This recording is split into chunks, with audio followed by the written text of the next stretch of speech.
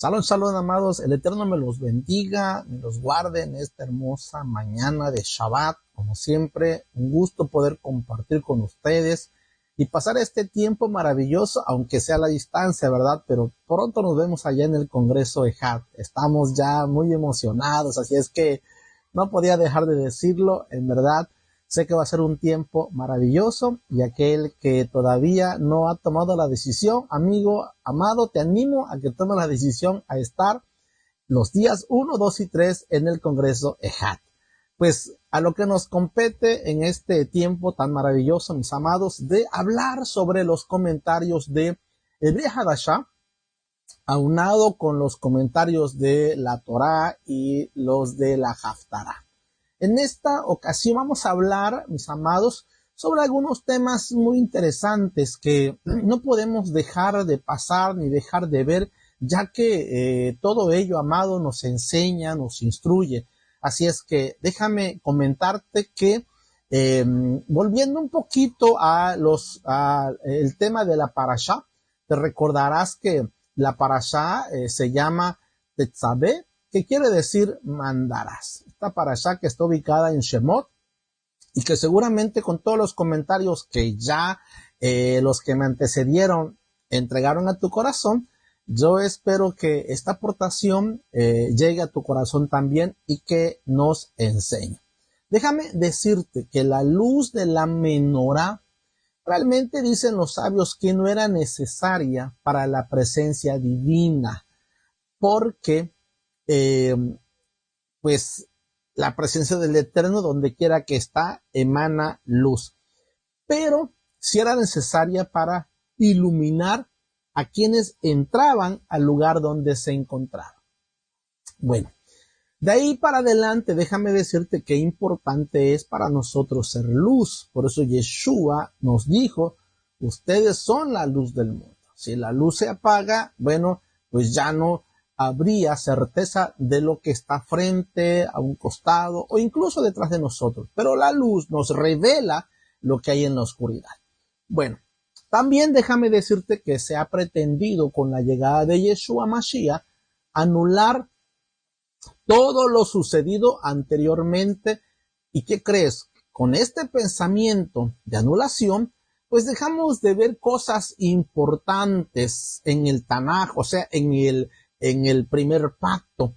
Dejamos de ver estas cosas importantes que obviamente al tener ese punto ciego van a dar paso a enseñanzas, a doctrinas que nos alejan de la verdad, ya que éstas fueron expresadas para que el pueblo del Eterno las pusiera en práctica, las obedeciera. Pero con este pensamiento ajeno, pues definitivamente muy poca gente voltea a ver el Tanaj porque considera que no va a encontrar casi nada allí. Porque ya en el nuevo pacto ya tenemos toda la revelación. Lo cierto es que no vamos a entender esta revelación del nuevo pacto si primero no entendemos el plan, el propósito, la razón de el Eterno para con Yeshua y todo lo que se va a estudiar en los escritos de el Brit Hadashah o Nuevo Pacto. Bueno, con el Mishkan, o sea, el santuario, el tabernáculo que Adonai ordenó a Moshe levantar en el desierto, con el santuario, con el sacerdocio, con los sacrificios que empiezan a operar a partir de allí, lo cual fue dado al pueblo de Israel. Con ello, mis amados, inicia la rectificación, no solo del hombre como individuo, sino como pueblo, y la manifestación de un pueblo que debía llegar a ser luz a las naciones. Todo esto, obviamente, en relación a reparar o rectificar el pecado por el que, pues, nuestros primeros padres, Adán y Java, pues, cayeron o cometieron. Este, mi amado, fue el medio que nos fue proveído por el cielo, no solo por el pecado de nuestros padres, sino incluso por los pecados que a futuro se cometerían. No podemos dejar o hacer a un lado la instrucción del Eterno, su Torá, que obviamente busca capacitarnos para que no fallemos en este intento, sino para que cumplamos. Porque recordemos que en la Torá encontramos las instrucciones dadas al sacerdote, el tema de los sacrificios, el tema del Mishkan y todo, incluso los elementos que van a ser parte de ello, como también los mandamientos y las leyes en relación al hombre con Elohim, cómo debía presentarse, qué debía de decir. Incluso hay ya expresiones establecidas que cuando tenían que llegar delante del Eterno, pues tenían que hacer ciertas declaraciones. Bueno, todo eso lo encontramos en la Torá. Y como ya sabemos, amados, la Torá no falló. O sea, este sistema que Elohim establece para la rectificación del hombre, para que el hombre haga teshuvá, para que el hombre no se pierda por si llegara a cometer un agravio, un error, pues tiene el sistema para acercarse a través del sacerdote, ofrecer un sacrificio en el Mishkan, en el santuario, y rectificar sus pasos. Obvio, recordemos que la idea no era solamente peco, lleva un animalito y bueno, esa deuda ya se cubrió. No era así de simple, porque realmente el que llegaba con un animalito al sacrificio es porque había tenido ya la introspección en su vida y había reconocido ya que le había fallado a Elohim. Y con ese corazón humilde, sincero, arrepentido en Teshuvá, venía Adonai y ofrecía el sacrificio. Esa era la idea, ese fue el plan, ese fue el objetivo, y de esa manera reparar el daño que había hecho. Obviamente incluían otras cosas, ¿verdad? Pero ya teníamos ahí el paso para acercarnos a Elohim y ahora caminar en las sendas que él había establecido. Ese fue el plan de este sistema sacerdotal, de sacrificio e incluso del Mishkan. Bueno, entonces volviendo al punto, recordemos, la Torá, mi amado, no falló, sino el hombre que acercándose, usando estos medios que el Eterno había dado, lo hizo, pero con un corazón equivocado. O sea, lejos de una verdadera sinceridad, lo hizo de una manera mecánica, poniendo más interés en la búsqueda de un beneficio y no del verdadero amor que debería sentir para acercarse a Elohim, y no con un corazón realmente con la intención de hacer justicia, ni siquiera con la emuná. Por eso la carta a los hebreos dice, sí buscaron, pero lo buscaron sin la emuná, sin la fe. ¿Y qué era lo que buscaban? Pues solo ser perdonados. O sea, la intención no era rectificar. Se llegó a ese punto. En un principio no fue así, pero más adelante se llegó a ese punto de solo buscar el beneficio, solo buscar el perdón, solo evitar las consecuencias. Bueno, eso era lo que ellos pensaban, ¿verdad? Por eso cuando aparece precisamente Yohanan, Juan, el que conocemos como el Bautista, pues él viene hablando esto, incluso le dice a los sacerdotes, no pretendan huir de la ira porque pues sus obras son malas y la justicia de Elohim los va a alcanzar. Bueno, la humanidad, mis amados, la humanidad que ha usado la religión para acercarse al Eterno, pues ¿qué crees? Cae en ese grave error, en pensar que la manera de salir de sus problemas y evitar las consecuencias de su vida mala, pues es acercándose a una religión, donde hará todo lo que le digan, pero obviamente lo hará de manera mecánica y no con el corazón sincero que se vuelve de sus malos caminos y que decide reconciliarse con Elohim para vivir a partir de ese momento como Él ordena y como Él dice en su palabra.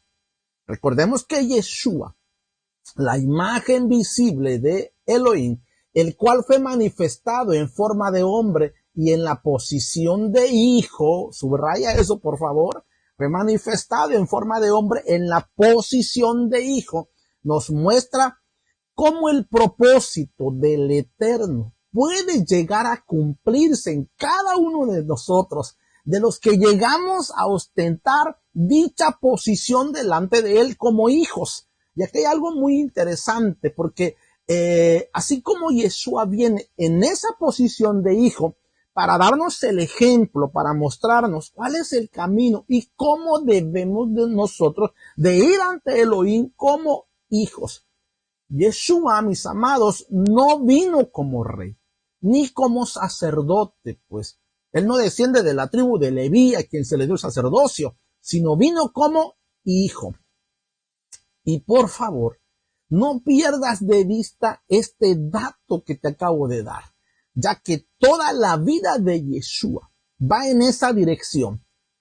Así tiene que verse ante Elohim, así tiene que presentarse, así se va a dirigir a Él como hijo. Y esto incluía prácticamente así enseñar a sus discípulos para que ellos entendieran cómo era la forma correcta que un hijo del Eterno debía acercarse. Por eso es que no debes de perder esto que te estoy mencionando, porque a veces se cuestionan estas cosas, pero pues si Yeshua era Adonai, como que él mismo se habla como padre. Él vino, recuerda que él era la imagen del Eterno, pero tenía que venir en esta posición de hijo para enseñarle a Israel, porque recuerda que Israel, ¿qué dicen los profetas? Mi primogénito eres tú, Jacob, Israel. O sea, el Eterno siempre se dirige a su pueblo como su hijo. Y en ese ejemplo, en esa posición, viene Yeshua para mostrarnos cómo deberíamos de hacerlo también nosotros.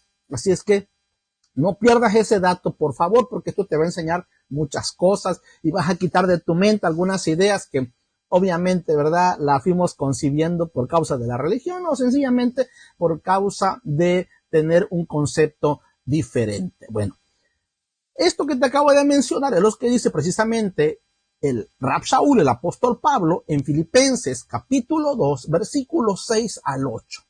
Y esto que vas a leer va a darnos más sentido sobre la posición de Yeshua. Esta posición en la que él vino como Yeshua, nuestro Elohim. Quiero que veas esto. Filipenses capítulo 2, versículos 6 al 8.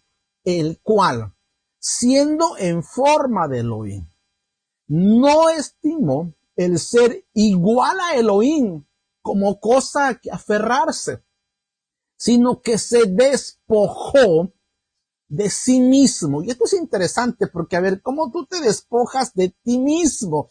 Porque a veces decimos, a ver, ¿cómo el mismo se dice papá? ¿Cómo el mismo se dice Abba? ¿Cómo el mismo se dice padre? ¿Cómo el mismo se va a decir así? Bueno, tienes que entender esta parte porque si bien es cierto, es un misterio, sí es importante para que tú puedas comprenderlo. Mira, el Rab Shaul dice, sino que él mismo, a sí mismo se despojó, tomando forma de siervo. Él mismo se despojó y tomó una forma de siervo, una forma de hombre, hecho semejante a los hombres, y estando en la condición de hombre, fíjate bien, se humilló a sí mismo, haciéndose obediente hasta la muerte y muerte de cruz. Una vez más tenemos que recordar que esta parte donde el Rab Shaul dice tomando forma de siervo, pues también alude a Israel, porque recuerda que Adonai también no solamente Jacob es su siervo, Israel es su siervo, también es su hijo. O sea,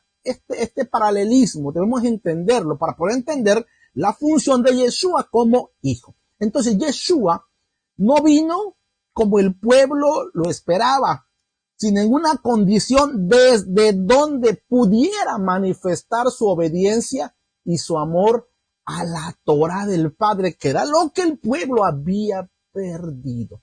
Y de esa manera, pues darnos ejemplos prácticos de cómo un hijo verdadero puede obedecer al Padre siguiendo sus instrucciones. Por eso cuando los discípulos le dicen, enseñamos a orar, ustedes van a orar así. Ustedes van a orar así. Avinu Sheba Shamayim, o sea, Padre nuestro. O sea, por esa razón Yeshua se pone en posición de hijo para poder mostrarle a ellos. Eso es como cuando, voy a darte un ejemplo rapidito, ¿no? A lo mejor es algo trivial, pero rapidito e interesante. Cuando una mamá le está enseñando a su hijo a decir palabras, como le dice cuando ve llegar al tío. Y comúnmente entre hermanos nos hablamos por nuestros nombres de pila, pero el niño que está creciendo, como escucha cómo nos hablamos, pretenden ellos hacer lo mismo. Entonces, ¿qué hace uno como padre? No, mi amor, no, él es tío fulano, tío mengano. Así es que, a ver, dile conmigo, tío. Eso es lo que estaba haciendo Yeshua. Ustedes le van a decir, ustedes cómo tienen que acercarse como hijos y decirle, Padre nuestro. Entonces, si la Torah es la instrucción que un padre amoroso da a su hijo, y así es como obviamente debemos de verlo, entonces Yeshua tenía que venir desde esta posición en semejanza de hombre para enseñarnos de manera práctica y efectiva cómo la Torah se cumple en nuestra vida. El cuadro incluso que vemos en Lucas capítulo 18 versículos 15 al 17, pues es revelador, ya que podemos ver cómo Yeshua presenta el reino de Elohim con tal importancia que los padres deberían buscar acercar a sus hijos. Precisamente por eso, ¿no? Se ve esta dinámica que los padres quieren, pero que los discípulos de Yeshua dicen, hey, no, espérenme, están saturando mucho al maestro, está cansado. Y Yeshua dice algo interesante allí en Lucas 18, 15 y 17, dice, traían a los niños para que los tocase, lo cual viendo los discípulos le reprendieron, mas Yeshua llamándolos dijo, dejad a los niños, venid a mí, y no se los impidáis, porque de los tales es el reino de Elohim. De cierto os digo que el que no recibe el reino de Elohim como un niño, no entrará en él. Ahora, déjame enfocarte todo esto que estamos hablando en algo también que es interesante y que se vio en la parasha. Recuerda bien que el Cohen Gadol, el sumo sacerdote, era la persona indicada para acercar al pueblo al amor del Eterno. Desde el más pequeño hasta el más grande, siendo él un ejemplo de ese amor, no solo a través de los sacrificios, sino instruyendo al pueblo a través de la Torah. Su persona y sus vestiduras debían inspirar al pueblo confianza para que éste obviamente tuviera este acercamiento. Pero ¿qué pasó, amados? Pasó del tiempo, al corromperse el sacerdocio, al corromperse el corazón, pues obviamente sucedió lo contrario y en lugar de acercarlos, los alejaban. El cuadro que vemos con Yeshua es precisamente devolviendo esa importancia, no solo de los padres, sino de los que están viendo esto, y hacerles ver que te toca a ti y a mí, ver con importancia, y que no importa la edad, y que no importa el tamaño, que no importa los años que tenga una persona, que no importa qué se dedique, lo importante es que las personas sean acercadas al reino de Elohim, sean reconciliadas con él. Ese es el objetivo principal. Por eso, una vez más, Yeshua se presenta como un hijo que necesita del Abba, un hijo que tiene una relación con el Abba, con su padre, desde esta posición. El Cohen Gadol, el sacerdocio, tenía la responsabilidad de fungir como líderes del pueblo para guiar el corazón de ellos a la Torah.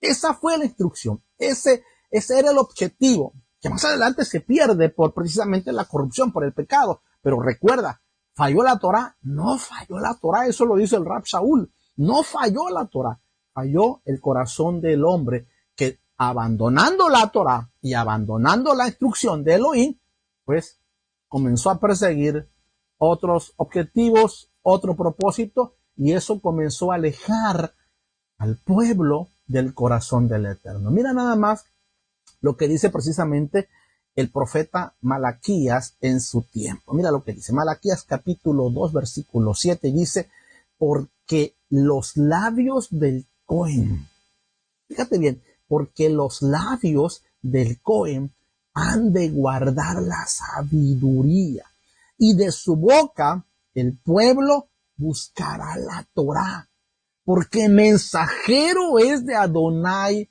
Sebaot, de Adonai de los ejércitos. Mira la posición que Adonai le dio al Cohen para poder actuar, para poder a efectivamente hacer esta obra que se le había encomendado.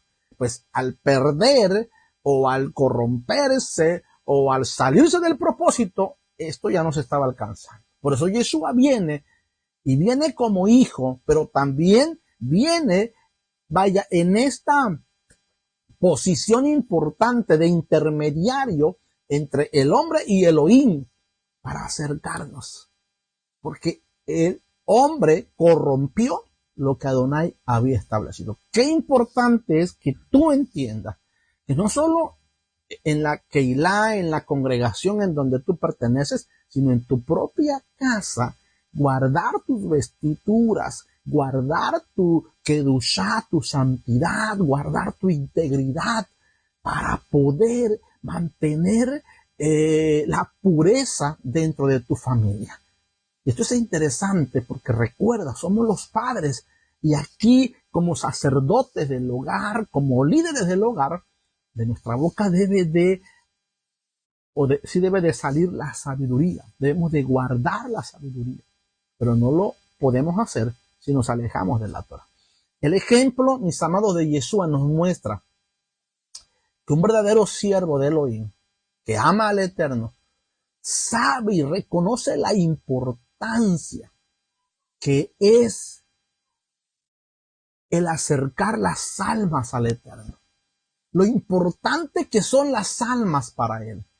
Que las vidas, y por favor escucha esto que te voy a mencionar, las vidas no valen por lo que dan, sino por lo que son.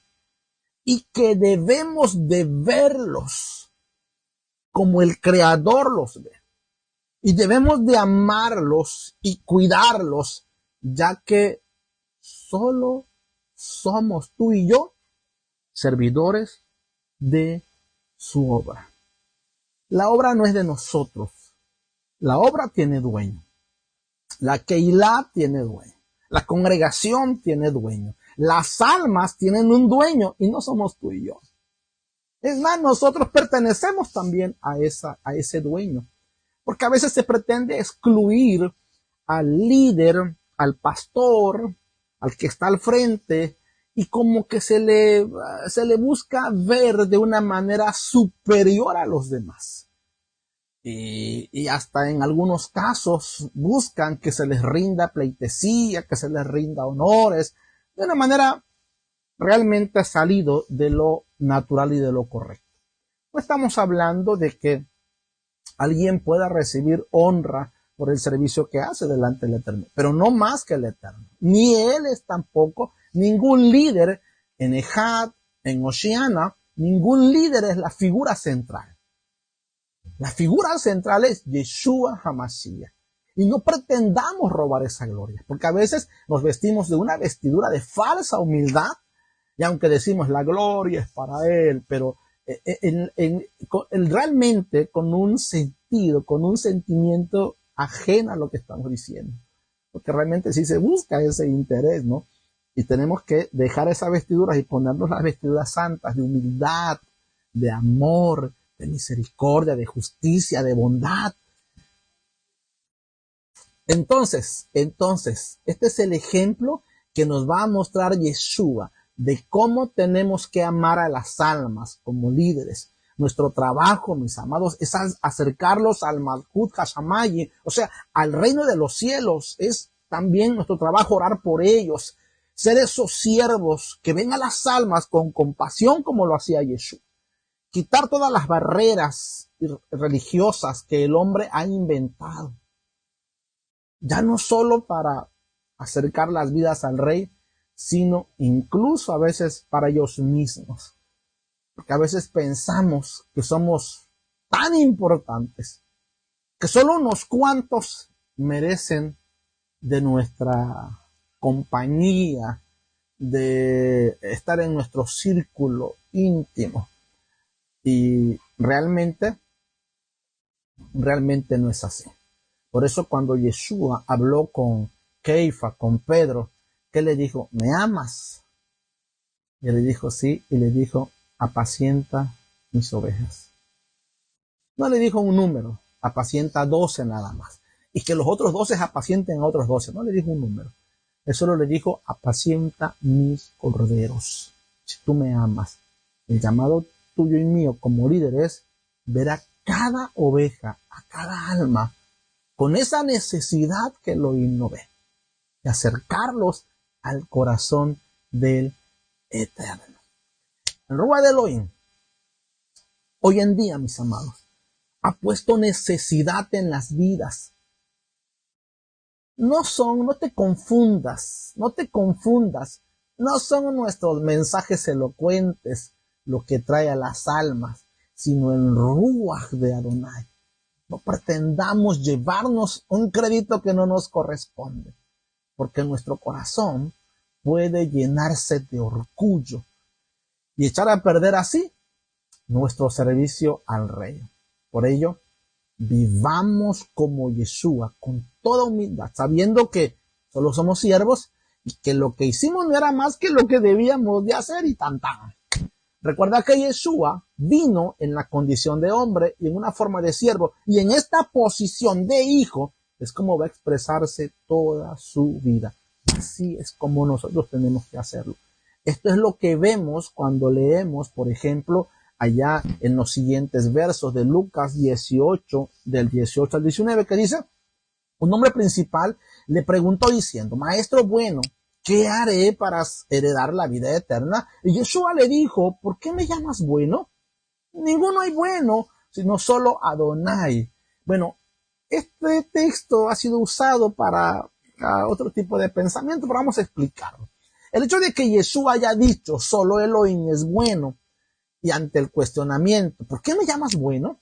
Podemos llegar a pensar que él mismo no se consideró bueno y a partir de ahí, pues también su divinidad pudiera ser cuestionable. Pero este verso, amado, sería una contradicción con muchos versículos más que aluden a cosas más trascendentes como su preexistencia, su advenimiento del cielo, la adoración a su persona, el reconocimiento que hacen sus discípulos sobre su autoridad. Y como ya sabemos, en las escrituras, pues no hay contradicciones, sino una total armonía, pues fue inspirada por el Ruach del Eterno. Y sin necesidad de forzar ningún versículo para comprender las palabras anteriores de Yeshua, es preciso hacer hincapié en las palabras del Rab Shaul en Filipenses capítulo 2, versículos 6 al 8, que dice, e indiscutiblemente grande es el misterio de la piedad. Escucha esto, por favor, y léelo. Adonai fue manifestado en carne, no fue un ángel, no fue un ser superior a los hombres, pero inferior a Elohim. No, Adonai fue manifestado en carne, en hombre, justificado en el Ruach, visto de los ángeles, porque Yeshua siempre ha existido e incluso a Yeshua lo han visto los ángeles. O sea, lo que ven los ángeles, lo que adoran los ángeles en el cielo es a Yeshua. Predicado a los gentiles, creído en el mundo, recibido arriba en gloria. Es obvio, mis amados, que el Rab Shaul se refiere a Yeshua, ya que es a quien, es quien vino en carne y a quien los ángeles han visto y adorado siempre. La adoración de Yeshua no comenzó después de su muerte aquí en la tierra. Su nombre fue dado en la tierra, por sobre todo nombre en la tierra, obviamente en el cielo, pero su adoración siempre ha existido, siempre ha sido él el que se le ha adorado. Así es que él no es un hombre que se hizo Dios, no es un hombre que llegó a ser una deidad, no es un hombre que luego llegó a compartir la deidad con el Padre, porque Adonai dice, yo no comparto mi gloria con ningún hombre. O sea, no se puede adorar a nadie más excepto Elohim. Por eso el Shema es Shema Adonai. Shema Israel. Escucha Israel. Adonai nuestro Elohim. Adonai uno es. Fuera de él no hay otro. Por eso es que adorar a alguien que no sea Adonai se convierte en idolatría. Pero adorar a Adonai en una de sus manifestaciones no hay ninguna idolatría. No hay que buscarle. Cuando tú adoras a Adonai, cuando tú adoras su gloria, su presencia divina, su Ruach HaKodesh, no hay ninguna idolatría porque Es un Ejad. Yeshua, Ruach HaKodesh, el Abba, uno solo, es uno solo. Entonces, ahora, ¿por qué Yeshua entonces cuestiona el que le llamen bueno? Esa sería una buena pregunta. A ver, pastor, ¿por qué entonces? Porque Yeshua dice, ¿por qué me llamas bueno si solamente bueno es Elohim? Como que él se excluye de esa bondad, como diciendo, yo no puedo ser igual que Elohim. Pero recuerda, él está en una posición de hijo y precisamente esto lo hace para que nadie más, independientemente de la jerarquía, del conocimiento, de la sabiduría, de los milagros, de todo lo que Elohim puede hacer a través de su vida, llegue a pensar que puede llegar a ser una divinidad y ser adorado. O sea, eso es lo que le está estableciendo y precisamente lo hace para que no nos desenfoquemos, sino para que nos ubiquemos. Entonces, quiero que veas lo que dice Mateo 23:10. Dice, te doy algo interesante aquí.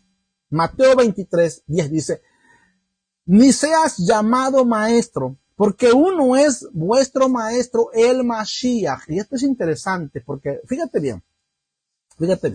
Acaba de decir él, ¿por qué me llamas bueno si solamente bueno es Elohim? Ya dijimos que desde el punto de vista de que él es, que se viene como un hombre en esa posición de hombre, en esa posición de hijo. Pero aquí escuchamos algo que dice Yeshua y dice, mira, no seáis llamados maestros porque uno solo es vuestro maestro, el Mashiach. Pero vemos realmente en la práctica, incluso en el libro de Hechos, algunos discípulos llamados maestros y en el ministerio, pues existen pastores y maestros.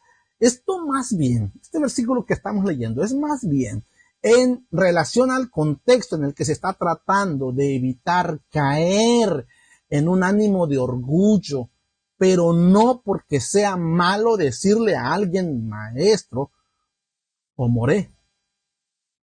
Bueno, explicado esto, volvamos al tema de si Yeshua es bueno o no.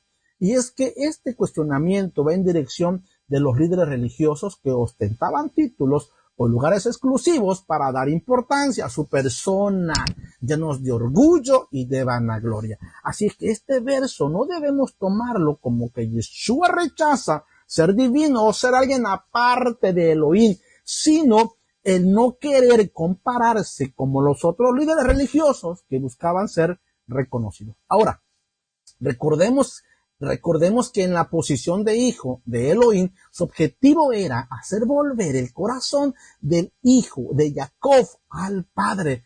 Así en esta posición, Yeshua como hijo de Elohim nos dice que nadie fuera de Elohim es bueno en la medida del eterno. Y solo para fines prácticos y entendibles es que él se excluye, pero siendo que él y Elohim son uno a la vez, obviamente él queda incluido. La condición externa, amados, del templo manifiesta la contaminación del sistema religioso. Ese sistema religioso en el que se vivía en aquella época, dándole más importancia al hombre, dándole más importancia a lo creado, dándole más importancia al título, a la posición, al liderazgo, dándole más importancia a todas aquellas cosas que no deberían tenerla. Bueno, la condición que vemos en el templo en la época de Yeshua va a manifestar esa contaminación del sistema religioso que se vivía en aquel tiempo. Es por eso que vemos a Yeshua haciendo un acto de purificación. Esto no es un acto religioso ni legalista, sino el celo de Elohim manifestado ante la falta de temor en los líderes. Los que hemos leído la parashá Pinjas, pues entendemos de qué trata igual con respecto a esto. Mira lo que dice Lucas capítulo 19, versículos 45 y 48. Y entrando en el templo, comenzó a echar fuera a todos los que vendían y compraban en él, diciendo, escrito está, mi casa es casa de oración, mas vosotros la habéis hecho cueva de ladrones. Y enseñaba cada día en el templo. Pero los principales sacerdotes, los escribas y los principales del pueblo procuraban matarle. Y no hallaban nada que pudiera hacerle porque todo el pueblo estaba suspenso oyéndole. Bien, imagínate todo el pueblo. Igual para dejar claro que mucha gente dice, los judíos mataron a Yeshua. No, los judíos no fueron. Ellos lo entregaron en manos de los gentiles y los líderes. Fueron los líderes religiosos, líderes religiosos. No todo el pueblo tenía empatía por él. Todo el pueblo compartía como él. Todo el pueblo seguía tras Yeshua. Ok. Cuando disfrazamos la avaricia como actos de santidad, déjame decirte que tarde o temprano el celo de Elohim se manifestará para corregir nuestros caminos. Es un peligro, amados, usar la escritura para beneficio personal, porque esto corrompe nuestro corazón e incluso la enseñanza ya no es pura. Cuando el corazón está corrompido en todo, va a compartir esa corrupción. Aunque la palabra sea pura, ya por la impureza del corazón, todo lo contamina, todo lo corrompe. El Eterno sabe de qué tenemos necesidad tú y yo. Y Él es nuestro proveedor. Como siervos de Elohim, nos fuimos llamados a hacer mercadería de la palabra del Eterno. En otras palabras, hacer negocio de la fe. Esto, mis amados, en los últimos tiempos, ha dañado tanto muchos corazones y ha sido motivo incluso de duras críticas para quienes servimos al Eterno. Pablo fue muy claro con respecto al tema de la economía y al tema del dinero y nos enseña algo interesante que no quiero pasar por alto y quiero usar este medio para compartirte. Los Filipenses capítulo 4, versículos 10 al 12. Lo voy a leer en la versión traducción lenguaje actual, que dice: me alegro mucho que como hermanos en Mashiach al final hayan vuelto a pensar en mí. Y mira lo que dice. No es que se hayan vuelto malagradecidos los filipenses, porque a veces se piensa eso, ¿no? Es que se volvieron malagradecidos, sino, pero mira lo que dice. Yo estaba seguro de que no me habían olvidado, solo que no habían tenido oportunidad de ayudarme. Esto nos enseña, mis amados, esto nos dice a nosotros que debemos entender que cuando demos, lo hagamos voluntariamente. Número uno. Número dos, que no forcemos a nadie a hacerlo, que no obliguemos a nadie a hacerlo, sino que en la medida que ellos puedan, lo hagan por amor, lo hagan, porque el Eterno les ha puesto en el corazón. Por eso dijo el Rab Shaul, estaba seguro que no me habían olvidado. Y él no estaba pensando mal, son unos duros, son unos codos, no dan, no bendicen mi ministerio, no me apoyan. No, él no pensó eso. Él estaba diciendo, yo estaba seguro de que no me habían olvidado.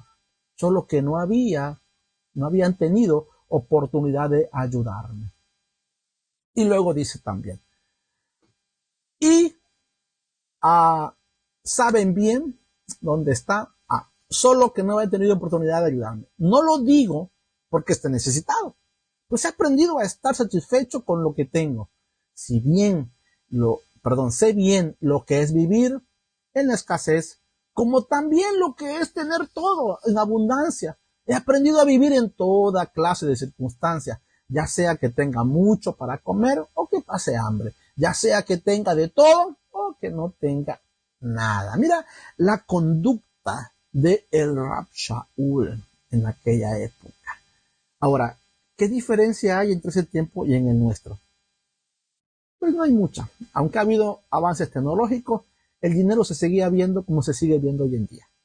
¿Habían avariciosos en aquella época? Habían avariciosos. ¿Había gente que hacía el servicio por dinero? Había gente que lo hacía.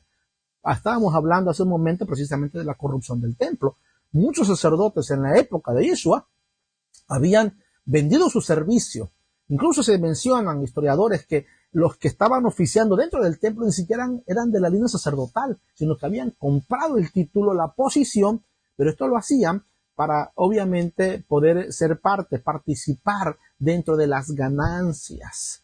Y esto venía aunado con el Imperio Romano. Y de esa manera se corrompió el sacerdote. Se menciona incluso que muchos de los saduceos, sacerdotes, ni siquiera sabían ofrecer el sacrificio, no sabían nada de los ritos del templo y tenían que ir con los fariseos para que les instruyeran y les enseñaran, porque ellos eran más doctos, más instruidos, y estos nada más estaban allí solo por una ganancia. Así es que la avaricia siempre ha estado, o sea, no hay mucha diferencia en ello. ¿En qué hay diferencia? En que cambiaron las formas, que ahora ya se pide de una forma, ahora ya se exige de otra forma, ¿verdad? Y no como el Eterno ha establecido en su palabra. Entonces, el espíritu de avaricia, mis amados, nada lo satisface. Siempre querrá más, más y más.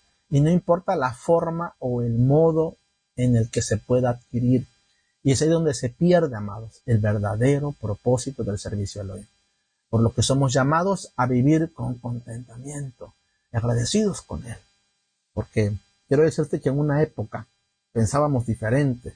En una época, pues realmente era algo trágico. Y de qué manera tú como líder puedes tener sano tu corazón.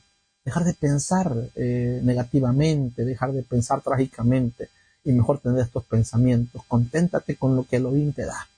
No pretendas buscar y ser como los demás son. No pretendas, porque eso va a dañar tu corazón cuando no lo alcances, cuando no lo logres. Déjame cerrar con este versículo que quiero entregarte, que se encuentra en la primera carta a Timoteo, capítulo 6, versículo 8 al 10, que dice: así que, va para ti y para mí. Así que, teniendo sustento y abrigo, estemos contentos con esto. A ver, vamos a decir como los predicadores actuales. A ver, dígalo conmigo. Así es que, dígalo, así es que, teniendo contento y abrigo, debo estar contento con esto. Mira lo que añade el Rab Shaul, dice: porque los que quieren enriquecerse caen en tentación y lazo, y muchas codicias necias y dañosas que hunden a los hombres en destrucción y perdición, porque raíz de todos los males es el amor al dinero, el cual, codiciando a algunos, escucha esto, se extraviaron de la fe de la emuná verdadera y fueron traspasados de muchos dolores. Al corromper nuestro corazón, todo lo que tocamos lo corrompemos.